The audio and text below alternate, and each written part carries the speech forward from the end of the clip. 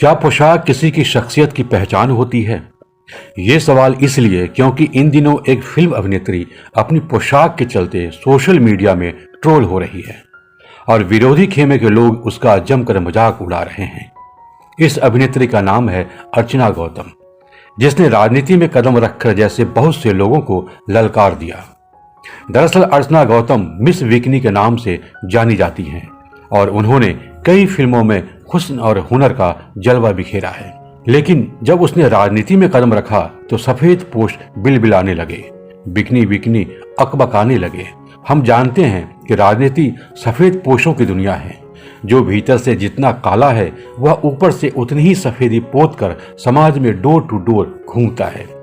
लेकिन एक एक्ट्रेस जो फिल्मों में बिकनी पहनकर अपने हुस्न और हुनर का जलवा बिखेरती है, अपने प्रोफेशन के प्रति ईमानदार मेहनत करके आगे बढ़ने की तमन्ना रखती है, वह जब उन्हीं सफेद पोशों के बीच सियासत का हस्तक्षेप करती है तो सियासतदान को उसमें खुली चुनौती नजर आती है।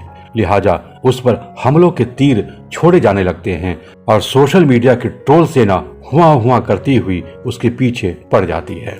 हाँ, सियासत में सब कुछ चलता है, लेकिन विरोध करने वाले भूल जाते हैं कि जिसके घर शीशे के होते हैं वो दूसरों के घरों पर पत्थर नहीं फेंका करते। सियासत शीशे का वो घर है जिसके आर पार की पूरी दुनिया साफ साफ दिखाई देती है।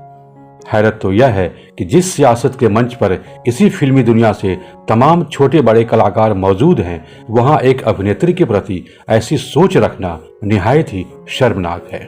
अर्चना गौतम वो अभिनेत्री हैं जिसकी पैदाइश मेरठ की है। IIMT इंजीनियरिंग कॉलेज से ग्रेजुएट मास कम्युनिकेशन की स्टूडेंट रही है। इसके बाद वह एंटरटेनमेंट की दुनिया में गई। वह साल 2018 की मिस कॉस्मो वर्ल्ड रही, मिस बिकनी इंडिया रही। उससे भी पहले साल 2014 में मिस यूपी कहला चुकी थी। हिंदी और दक्षिण की कई फिल्मों में शानदार अभिनय कर चुकी हैं। मलेशिया में मिस बिकनी वर्ल्ड में भारत को रिप्रेजेंट कर चुकी है। उसकी कुछ फिल्में फ्लोर पे हैं तो कुछ फिल्में आने वाली है। सवाल अहम है, क्या राजनीति केवल बंदूकधारी बाहुबलियों के लिए होती है या जिन्होंने घोटाले पर घोटाले किए हैं उनके हाथ की कठपुतली होती है? क्या मिस बिकनी को राजनीति में आने का हक नहीं? क्या कोई मिस बिकनी समाज के लिए बेहतर सोच नहीं सकती है?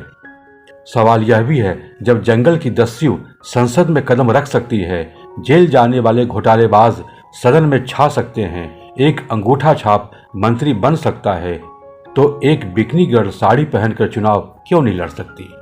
क्या यही लोकतंत्र है? और इस लोकतंत्र की क्या ये नई सोच है?